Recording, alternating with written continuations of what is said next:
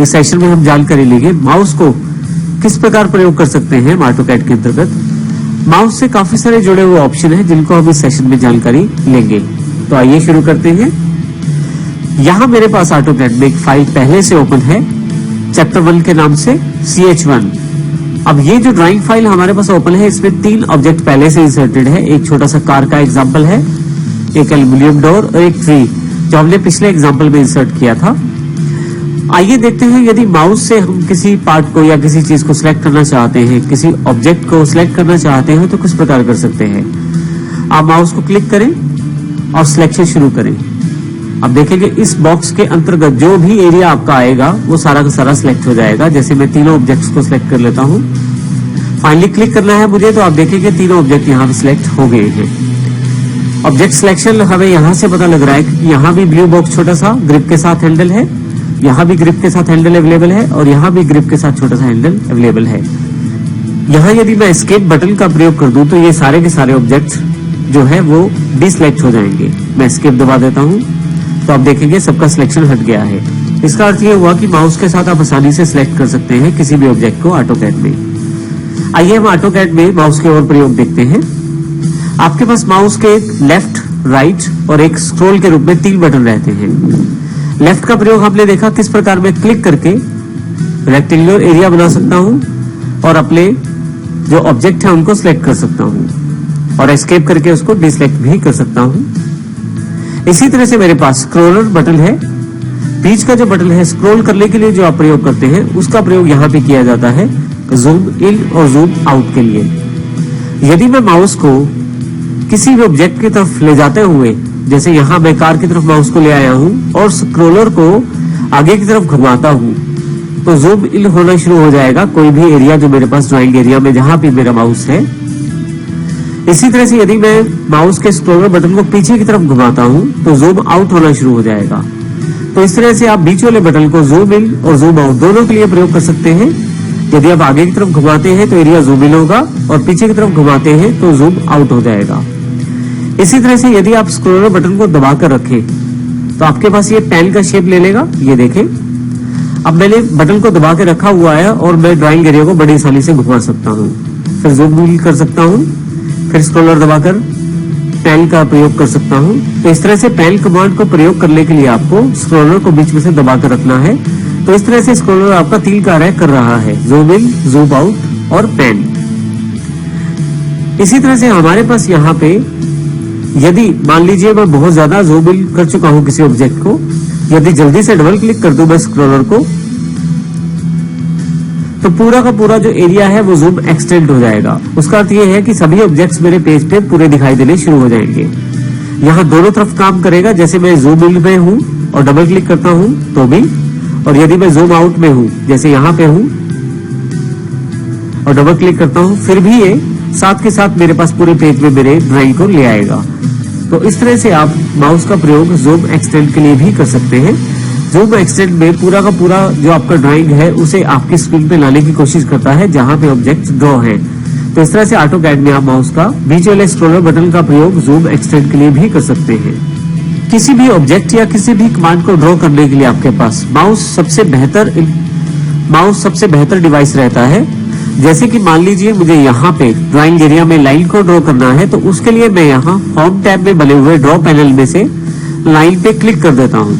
अब देखेंगे माउस जब ऊपर की तरफ रेबल में जाता है तो एरो का शक्ल ले लेता है, यानी कि एरो का रूप ले लेता है और वापस आते स्क्रीन में ये क्रॉस हेयर अर्थात प्लस का एक छोटा सा निशान अवेलेबल हो जाता है।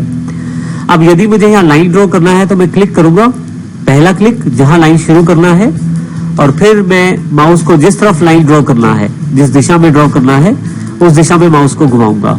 तो मान लीजिए मैं यहाँ पे हॉरिजॉन्टली लाइन ड्रॉ करना चाहता हूँ तो और यहाँ तक मैं लाइन ड्रॉ करना चाहता हूँ, यहाँ मैं क्लिक कर दूंगा। जैसे ही क्लिक करूंगा मेरा पहला लाइन का पार्ट फाइनलाइज हो जाएगा। इसी प्रकार से दूसरी लाइन मुझे बनाने के लिए अगर वहीं से बनाना चाहता हूँ तो लाइन उसी के साथ जुड़ी हुई है। यदि आप देखें यहाँ पे, यहाँ से मैं थोड़ा सा डायगोनल कर देता हूँ लाइन को, फिर से क्लिक करूंगा तो लाइन फिर से बन जाएगी और फाइनल हो जाएगी। वहां पे फिर से नेक्स्ट लाइन के लिए मेरे पास ऑप्शन आ जाएगा। तो इस तरह से लाइन को मैं आसानी से ड्रॉ कर सकता हूँ माउस के साथ। अगर यहाँ मैं एस्केप कर देता हूँ तो मेरे पास पिछले वाला लाइन रह जाएगा और नेक्स्ट आगे लाइन कमांड जो है कैंसिल हो जाएगी। तो इस प्रकार से माउस से मैं आसानी से किसी भी ऑब्जेक्ट को चुन के यहाँ पे ड्रॉ कर सकता हूँ। जैसे मुझे सर्कल ड्रॉ करना है, ड्राइंग एरिया में आके क्लिक करता हूँ, देखिए आप सर्कल बनना शुरू हो गया है। जैसे यहाँ मैं सर्कल पे क्लिक कर देता हूँ, ड्राइंग एरिया में आता हूँ, एक क्लिक करता हूँ और सर्कल बनना शुरू हो जाएगा। फाइनली जब मैं चाहता हूँ मेरा सर्कल तैयार हो जाए, जिस भी रेडियस तक मैं सर्कल चाहता हूँ वहां पे मैं फिर से क्लिक कर दूंगा और आप देखेंगे यहाँ पे मेरे पास ये सर्कल फाइनलाइज हो गया है। तो इस प्रकार आप ड्राइंग करने के लिए इन सभी टूल्स को प्रयोग कर सकते हैं माउस के द्वारा, और माउस सबसे बेहतर डिवाइस रहता है इन सबको चुनकर इनका प्रयोग करने में। आइए अब सबसे इम्पोर्टेंट पार्ट माउस के राइट क्लिक की बात करते हैं।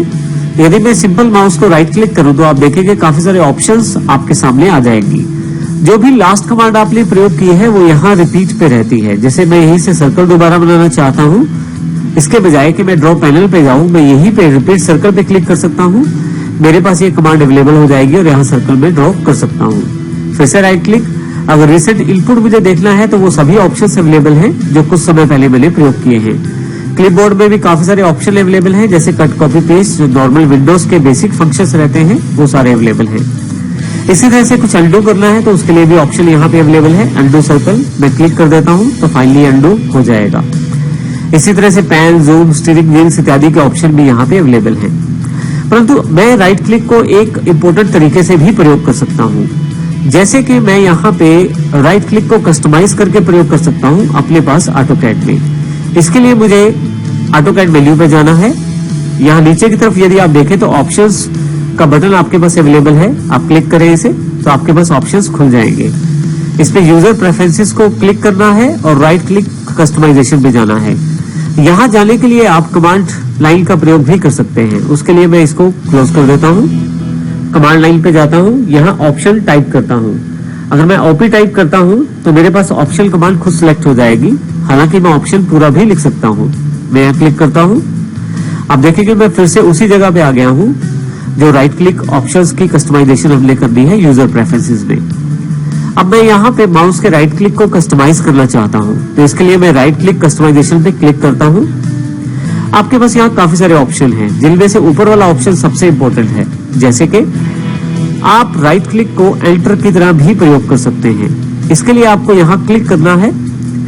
अब की बार यदि आप जैसे ही जल्दी क्लिक करेंगे तो वो एंटर का काम करेगा। यदि आप राइट क्लिक को 250 मिलीसेकंड तक प्रेस करके रखेंगे, ये थोड़ा समय है, 1 सेकंड का चौथा हिस्सा। तो जैसे इतनी समय तक यदि आप माउस का राइट क्लिक प्रेस करके रखते हैं तो आपके पास पहले वाला राइट मेन्यू अवेलेबल हो जाएगा। मैं इसे अप्लाई और क्लोज कर देता हूँ। Apply, okay. फिर से अब मैं यहाँ से सर्कल चुनता हूँ, क्लिक करता हूँ। आप देखेंगे ड्रॉ करना शुरू कर दिया है। सर्कल फाइनल करने के लिए मुझे एंटर प्रेस करना है कीबोर्ड पे, या अब मैं माउस का राइट क्लिक प्रेस कर सकता हूँ। देखिए यहाँ पे फाइनलाइज हो गया है सर्कल। इसी तरह से यदि मैं फिर से सर्कल बनाता हूँ और यहाँ राइट क्लिक प्रेस करके रखता हूँ थोड़ी देर के लिए, तो फिर आपके पास ये ऑप्शन आने शुरू हो जाएंगे जो नॉर्मल राइट क्लिक मेन्यू पे अवेलेबल होते हैं। मैं यहाँ क्लिक करके भी एंटर कर सकता हूँ। इसी तरह इसका अर्थ ये हुआ कि यदि आप एंटर करना चाहते हैं तो केवल राइट क्लिक को दबाएं। इससे आपका काम आसान हो जाएगा। आप जल्दी से जल्दी कमांड्स को एग्जीक्यूट कर पाएंगे, और साथ ही आप माउस के राइट क्लिक को भी थोड़ी देर दबा के रखें तो कस्टमाइजेशन जो हमने किया था 250 मिलीसेकंड प्रेस करने के पश्चात आपका माउस का राइट क्लिक भी अवेलेबल हो जाएगा। इस तरह से आप माउस को प्रयोग कर सकते हैं ऑटोकैड में। यहाँ पे हमारे पास जो क्रॉस हेयर का निशान हमारे ऑटोकैड ड्राइंग में आ रहा है, ये जो प्लस का निशान आप देख रहे हैं, इसका साइज भी मैं बड़ा और छोटा कर सकता हूँ। इसके लिए मुझे एप्लीकेशन मेन्यू पे जाना है, ऑप्शंस पे जाना है, और यहाँ पे मुझे डिस्प्ले पे जाना है। क्रॉस हेयर साइज यहाँ परसेंटेज में दिया गया है, पूरी स्क्रीन का 5% है अभी ये। इसको मैं बढ़ा के 30% कर देता हूँ यहाँ से। अप्लाई और ओके। यहाँ आप यदि साइज देखेंगे तो स्क्रीन पे क्रॉस हेयर का साइज बड़ा हो गया है। तो आप अपने अकॉर्डिंग, अपनी आवश्यकता अनुसार इसको घटा और बढ़ा सकते हैं। मैं इसको वापस फिर से 5% कर देता हूँ। इसके लिए फिर से एप्लीकेशन मेन्यू, ऑप्शंस, और यहाँ पे मैं 5 डायरेक्ट टाइप कर देता हूँ। अप्लाई कर देता हूँ और ओके। तो इस तरह से आप आसानी से क्रॉस हेयर का साइज भी चेंज कर सकते हैं। तो इस प्रकार हमने देखा इन सब ऑप्शंस के साथ ऑटोकैड में माउस का प्रयोग किया जाता है। अगर आप माउस के सारे प्रयोग अच्छी तरह से सीख लेते हैं तो आप आसानी से ऑटोकैड में कार्य कर सकते हैं।